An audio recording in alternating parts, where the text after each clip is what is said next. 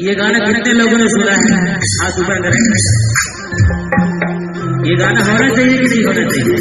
अभी तो मैं कहूँ नहीं भाई हो, नहीं भाई हो, बोले नहीं भाई हो, बदनाम भाई हो,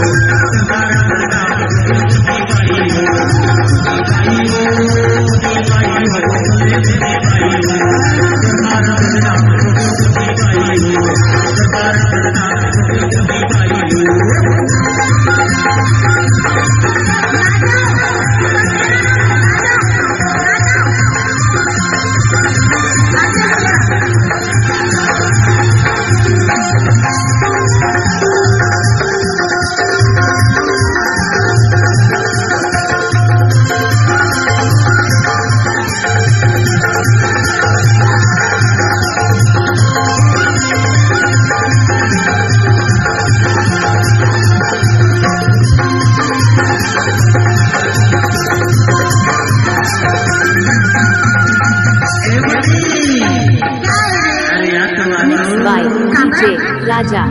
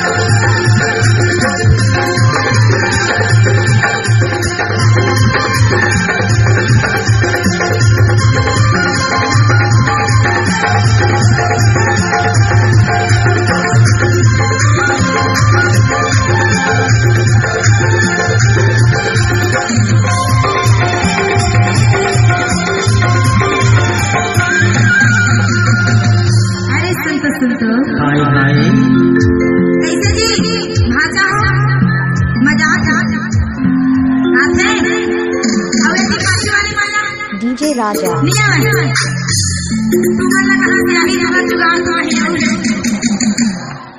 सही कहा था ना, एक बार कहना चाह रहा था, कोई जंगल में तो कोई पहाड़ में, कोई जंगल में तो कोई पहाड़ में, और माँ पीछे वाले लड़के अपने लगे हैं अपने अपने जुगाड़ में। सही बात है ना?